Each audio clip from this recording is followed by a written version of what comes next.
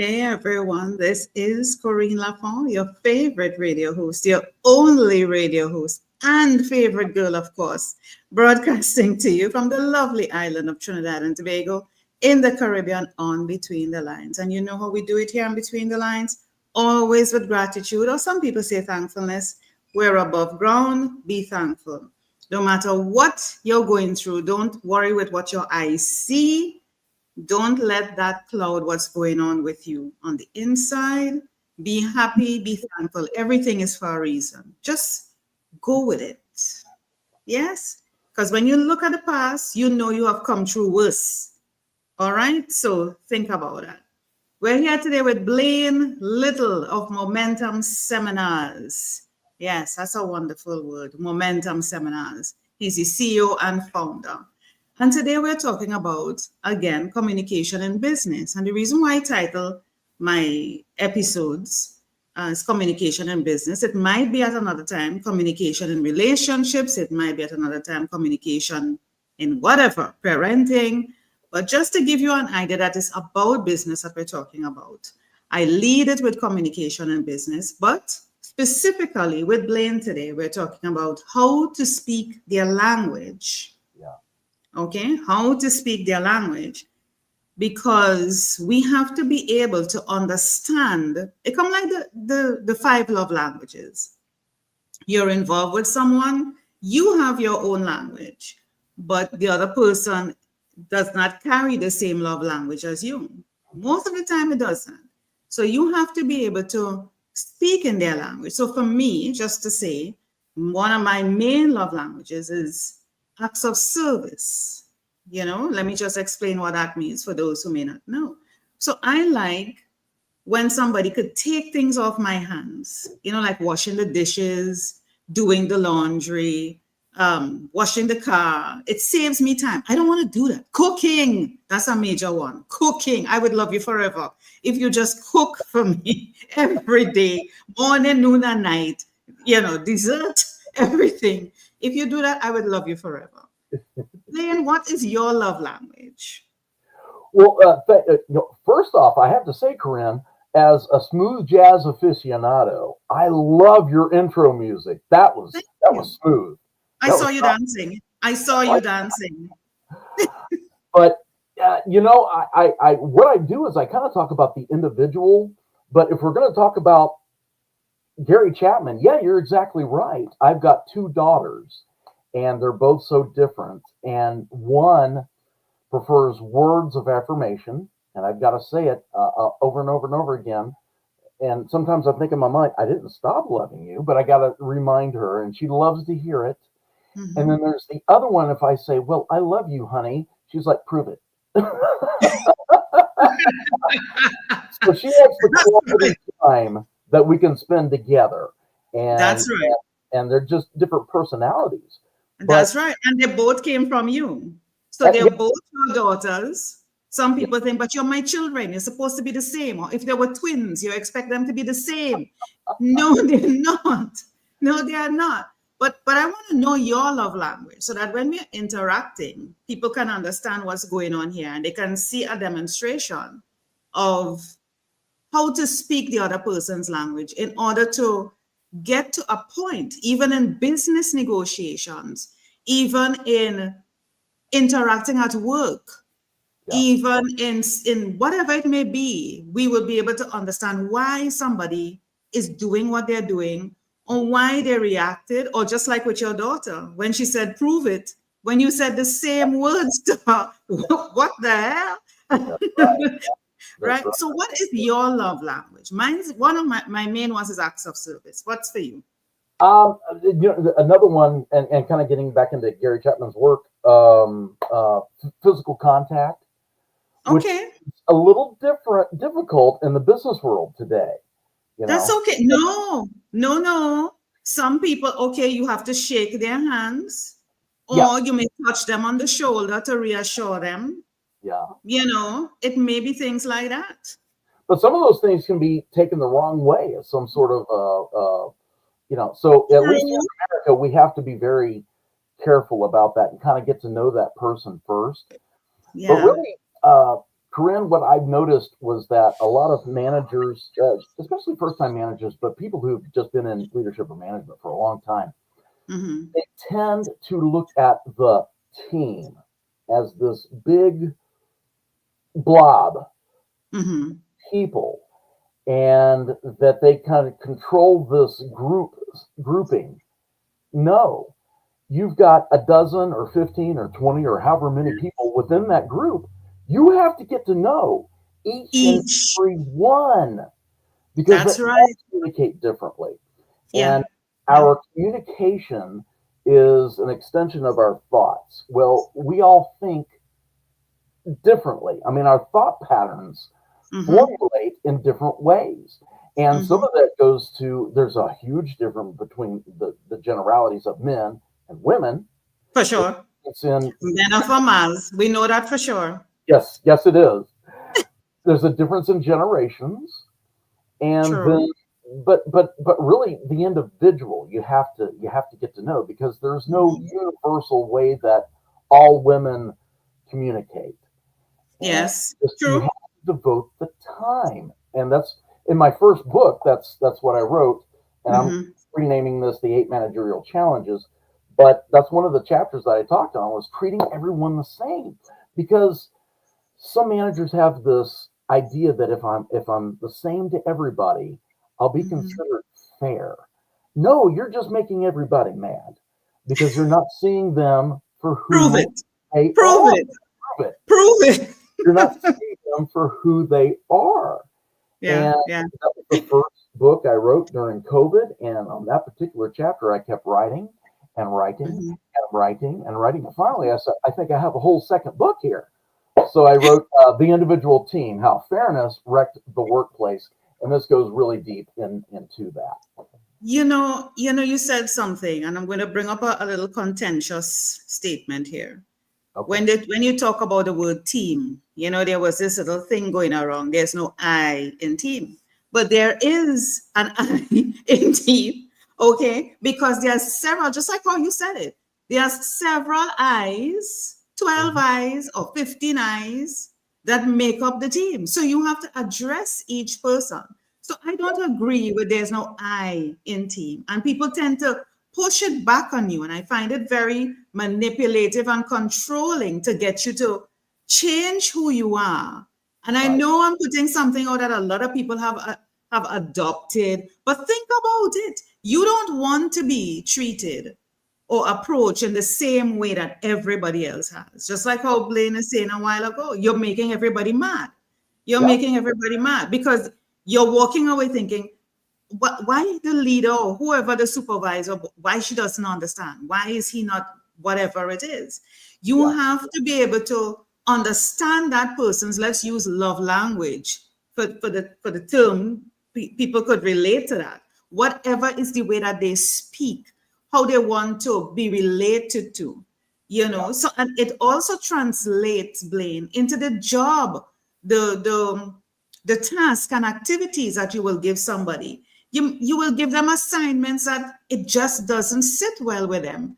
And Yeah. they're sitting there frustrated, trying to figure this thing out, thinking that they have to, but they don't like doing it. It's just not, it's Right. just not them. You're forcing them to do the dishes. You're forcing them to cook when you do, when they're like me, don't want to do that. Okay? Yeah. Yeah. And yeah, well, and it goes to not just their communication style, but learning their preferences. And Mm-hmm. in my second book that I showed you, The Individual Mm-hmm. Team, there's this. I have a self-assessment in there, and it sort of goes through about 40 different situations. Would you rather plan or take action? Would you rather go to a meeting or again take action? Or would you Mm-hmm. or two other things? And you go Yeah. through that and it gives you a work preference. And it's a Mm-hmm. great assessment because you go through that and you say, am I in my ideal career? Am I really doing the job that brings me Exactly. satisfaction? That's And right. I'm convinced that there is a person for every single job to be done to where that's their ideal job. That's just what they do. They And contribute, they have a yeah, sense of satisfaction, even if it's like a garbage collector. There's people in the world who just like this is my thing. I start at They 5. love doing it. They love doing it. They love doing it. And it comes back to doing a job or doing an activity or task that you don't feel like it's work. Yeah. You want to wake up on Monday being excited about Monday. You don't want to wake up on Monday wishing it was Friday. So Right. that's how you want to be. I think, to me, everybody wants to be like that they're excited to go and do what they have to do, or they look forward to even meeting the people that they have to work with, or excited to go into the environment. They don't even watch the clock. They don't even know when it's lunch. They didn't know they were supposed to take a break. They just enjoy what they do. People are being placed in like square pegs in round holes. And just talking about understanding how people speak, how to speak their language is critical in doing that. That it takes place, to me, because I come from an HR background, it takes place even from the interviewing process. Yep. You must be able to determine, even from at that point, or even watching the resume when it comes to you, is this person going to really enjoy doing these things? You might see a lovely resume that looks beautiful and you say, oh my God, it's the best candidate. They're very qualified. But where you're putting them, the people that you're putting them with, what you're expecting them to do, it may not be the best fit. And so when you meet them, it gives you an opportunity to feel that, for me, is energetic feel. Is it the right fit for the person? And then you could understand too, in communicating, are you speaking their language? Are they speaking your language? Could they be a fit? Not that something is wrong with them, because we must be very careful with having that sort of interaction at the interview stage, not to make anybody feel that something is wrong with them. Right. And Corine, you kind of hit on something that's and I love the fact that you speak against what is considered common sense sometimes. There is an I in team. There's a series of books that's coming out. I'm not going to name them because I don't want to badmouth the guy. The guy has a lot of great ideas, but he's talking about making sure that you have the right person and personality in the right position. And I agree with that. But then he's like, and if not, then you need to see if you can switch them around. And if you can't, then you need to fire them. I'm like, wait a minute. Maybe what you need to do is you need to go back to your orientation. When people first onboarded with your organization, who hired these people that were a bad fit for that position? That's where you need to start. And I've seen this play a few times in real life, and where you're moving people around because you think maybe they'll be a better fit over here, but then you're displacing someone else who might already be a good fit. And it just kills morale when you start doing it, and it breeds confusion. Of course. So that's kind of a something that's permeating leadership now, and I think ultimately it's a bad practice. Yeah. I remember reading something on your website, which I have in the description, and I want to bring it up. Persons expecting, or let's use us, expecting others to think and talk and take the same kind of action. So when we say something to somebody, we're like, why don't you get it? Or how come you didn't think about it this way? Or why, we're expecting them to be like us. We are assessing, judging, evaluating people to think, talk, process, and do everything like us. And I mean, I'm not bashing anybody. It happens to every one of us because we use ourselves as a reference for everything. That's what we know. So we expect and we think this is what they should do. They should know that they're supposed to do A, B, C, X, Y, Z before they get to, E, F, G. So that is what they should do. But not everybody is going to think like that. They may go A, B, C, leave out X, Y, Z, and get to E, F, G. They may get the same results, probably even better. But we are thinking, why didn't you go this way? And we want them to probably even look like us, dress like us, walk like us. How can we bridge that gap, or what do we need to do as leaders Okay. or aspiring leaders to work on? What do we need to do to work on to help us to not do that? I'll tell you what, I can answer that question for you, Corinne, but I'm going to need 5 more hours on your podcast. Okay. It's just, Sorry. Sorry. no, it's just management to understand the differences Mhm, that there are in people. mhm, And there's a big movement right now to, at least in the United States, to treat like I said, to treat everyone the same. Well, mhm, everyone is not the same. Uh, mhm, for instance, if people are of the same religion, okay, they all have subscribed and they show up to church or their place of worship and they've all subscribed to the exact same beliefs and ideals, but yet you start listening to some people and they have slightly different beliefs mhm, on certain issues. How's it supposed to be like that? Well, their opinions are colored by their experience. So what mhm, they have experienced in their past, just their perspective, outlook on mhm, life, their overall personality. There are twins who are different. I mean, one twin will be an extrovert and the other one will be an introvert. It happens, and you yeah, just have to understand that mhm. not everyone is going to be the same. And I've seen this play out. Sometimes I'm like thankful I'm an only child because I've seen this play out a number of times where a parent has a favorite child, and I'm like, oh my God, that's Nope, horrible. that's wrong. Oh, Wrong. If you're doing it, any parent listening to this, don't do it. Even if you do, keep it to yourself. Keep it well, to yourself and try not to exhibit that behavior or make the words come out. well, Okay? when we were raising our kids, there was one who was easier to deal with, and the other one was a little bit more difficult to deal with. But I Mhm, love them not the same. I love them for themselves. They're mhm, totally different. And for yeah. me to say that I love one more, that's not to love at all. That's to say that this one makes my life easier. I'm sorry, Mhm. that's not love. And so Let you have. me let me kind of jump in there as a parent myself. My thinking and my belief on having children, and this is related again to leadership, because I believe that for you to be a really great leader, this is just my thinking. I'm not saying for people to go out and have children, but I think once you have children, children are here to teach us. It's not the other way around. Hmm, People think that you're the parent. I am the mother. I am the father. You have to listen to what I say. No, children are here to teach you. They come into this world, even if you birth them as a mother, as a woman, they're here to teach you.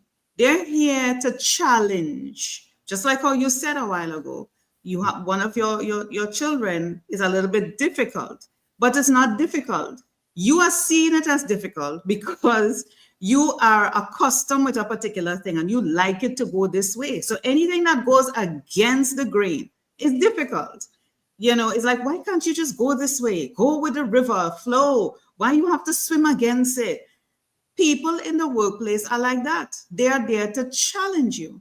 And yeah, I see them as people, just like children, to teach you.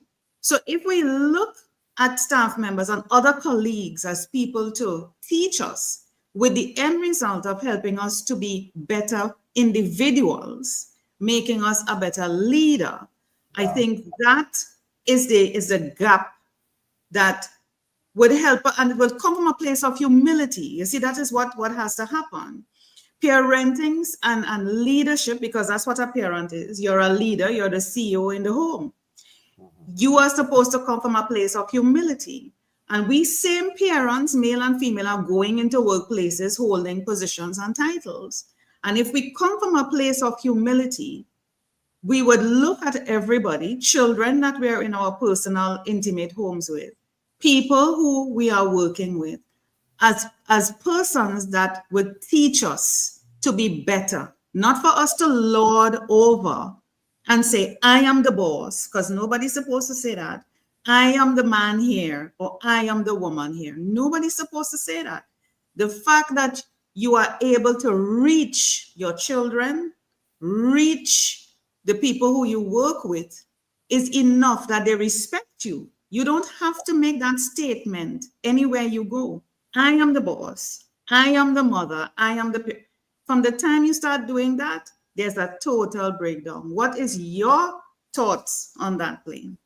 I love your take on that. I've never really thought of it quite that way, but especially with children, if we are observant and we listen to them, they will tell us what they prefer. Of And a lot course. of times we have to say no, but they will tell us what their personality is.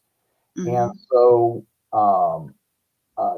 when I raised my kids, I had to discipline them very differently Of because course.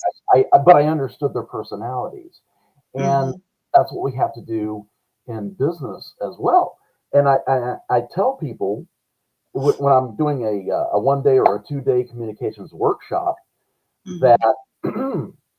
we have to figure out what that other person's language is and try to Mhm. speak their language. And at some point, a lot of times people will say, but wait a minute, communication is a two-way street.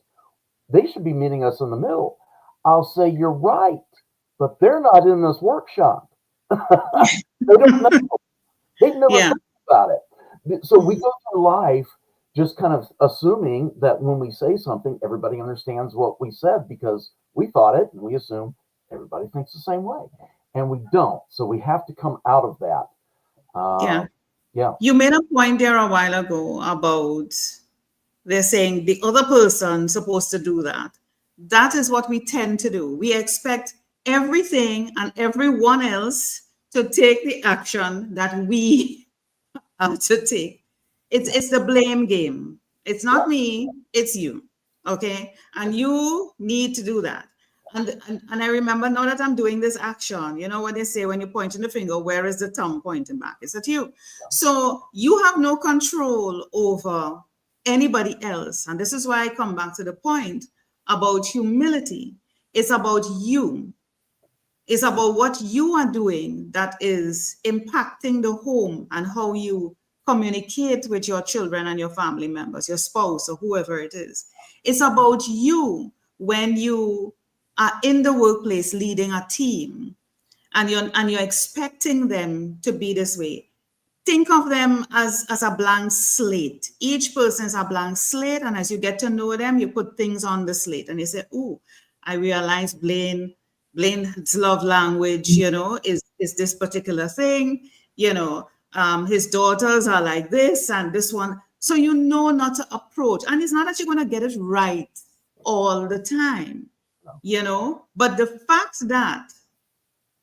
that you are trying. I think all anybody just wants to know that you're trying. It comes just like a husband and wife. If I don't like to cook, and I see you cooking, even if it's once or twice, even though I want you to cook 3 times a day, but once or twice, it will say to me, "Oh my God, Blaine is trying. He's trying to understand me." Just make the attempt, and it will eventually become consistent. Yeah, you're right, and it does take a little time to get to know that person, but a lot of times people can pick up on it, and they're Mhm. like, "Wow, he kind of really misses the mark, but he's giving it a shot. He's giving the old college try. At least he's making Yeah, it." Yeah, and that's yeah. and I'll tell you, Corinne, I want to share one big difference. There's differences between generations and everything, but I want to share one big difference Mhm. with your audience, and that is especially between men and women. And there's no universals, but Mars and Venus, pardon? you're going there? All right. Oh no! Oh, should I back off? Should I? I get the sense you don't back off of me, Go Corinne. on. That's But right. Go ahead with Mars and Venus. We have 5 more minutes left. Let's see how we could tackle this. Let's see if we're going to get well, into a punch and match here. uh, Let's see. well, I'm just going to give just a little basics. There is that Yeah. a lot of times I'll talk to women, And they'll say that they don't feel that the men are listening to them because they're looking It's away. true. It's true. Yeah. This is one of the differences between men and women. And women Yeah. prefer that steady gaze, okay, because that means I'm in tune with her and I'm paying attention to Mhm. her. She is important and I appreciate her thoughts, okay. But if I do the same thing with a guy, okay, he's going to feel that I'm threatening him unless I consciously break eye Yes. contact Look and I come away. back. Yeah. So if someone looks out a window and they come back to you, looks out a door and they come back to you, the big question is, do they come back to you? All right. So Mhm. I remind women to not uh, take that personal that they're not listening because we as men we don't want to come across as threatening, especially with a woman and your average woman is smaller than the average man, so I don't want to come across as a threat, and so I'm very mindful of that. But when I meet women for the first time, I try to make that steady eye gaze. I try to lean in, and I think this goes back to our evolution where your average man is taller than the average woman, and it's sort of like we're bending our ear to To them, to what hear. they're It saying. shows attention. Yes. Yes, Yeah. it Yeah. does. And so these are just some of the things that I'll do when I'm first communicating with a woman. Hmm. But and I'm always afraid by making constant contact, eye contact, I may come across as a creep. If I see her taking a little half steps back a little bit, maybe unconsciously, Watch the I'll know, cues. Watch okay, the this is cues. not this particular woman's personality. And Yeah. so I can just kind of try some other things until I get to know. But I think I honor that person because I'm making a conscious attempt to get to know that individual. Exactly. It comes right back to just making the attempt Yeah, and following the body language, because yeah, speaking another person's language is not just the words that are coming out the person's mouth. It is the holistic thing. Are they shifting? Are they in tune with what you're saying? How are their eyes? How are their facial expressions? All the body language. Are they reaching forward to touch you to say, yes, I understand. It's a woman's thing. They touch your hand or they might touch your shoulder. It's not that they're trying a yeah, stunt on you or they're coming after you or they have an interest. It's just a woman's thing, you true. know. Um, but that's what we do, and when you talk about when a woman says, and this has always been a perpetual, I think from caveman days, I don't know, he was complaining from back in the day how a woman says to a man, he doesn't understand me, he's not listening. It's because, and let me kind of explain that on behalf of all women, men, um, when women say something, when women say something, you cannot just listen to the words. The words have to match the actions. Yeah, We would say something, and when we say it, it may not relate to that thing that we're talking about now. It's about a whole lot of things that has happened before. So you have to keep a history book. yeah, You have to take note. You have to be aware, because what we are saying right now in this moment has nothing to do with this moment, and and it is like a code. And any man, let me say it publicly, any man that could decode a woman, I salute you for paying attention, uh, being self-aware, and yeah, being able to understand that when I said something in this moment, I was talking about last week when you didn't do the dishes or put the toilet seat down, that kind of thing. Yeah, that's what I'm talking about. two two things there. Number one, I appreciate that you feel for us and how difficult it is. So yes, a lot of It's times not difficult. It's not we take difficult. things on face value. There's a whole Blaine, Blaine, uh, it's not difficult, sweetie. It's not difficult. You just need to pay hang in there. attention. Just hang in Yeah, there. Yep, yep. yeah, Just pay gotta hang in attention, because we are pay attention to you guys. We pay attention we see everything. Listen, when we go out shopping, there. even though we don't spend anything, we take notice of everything in the store. We know the price of that thing. or whatever it was, because we know next week or next month that might come in handy, or at some point in the future, we don't know when. So we are always picking up things, we are always observant. You Yeah. see, you guys just zone in. You're going to the supermarket, you go for that thing, you go and make a beeline, you go straight there, pick it up and come out. I'm out. We don't do that. You see. There's a movie several years ago that was called The Breakup, and Jennifer Aniston was in it, and and 2 hours almost of them courting, and then at the last 10 minutes they break up. So I asked people, what was the breakup over? And it was over the dishes. Now, the guy in there, I think Seth Rogen played the guy, maybe. He said, they're in this argument, like, that's ridiculous. She wants you to want to do the dishes. And he's like, this is ridiculous. Who wants to do dishes? It had nothing to do with dishes at all. She wanted to feel supported. Exactly. But if we hear dishes, we're thinking, yeah, because that's how your mind works. That's for another conversation. We can't go there today. The Mars Venus story. The Mars Venus story.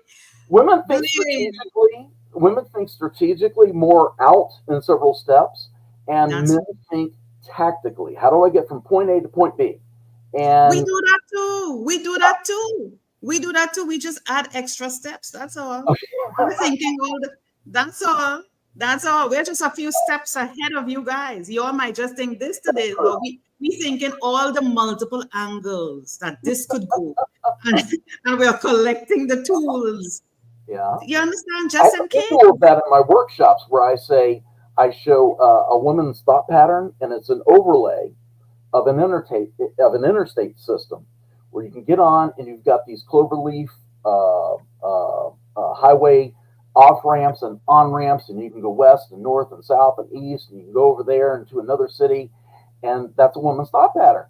And then I show a man's thought pattern, and it's a country road, just straight. Well, honey, I am a woman, and I want the shortest possible route. I am like, get to it. Don't take me all over to the mulberry bush.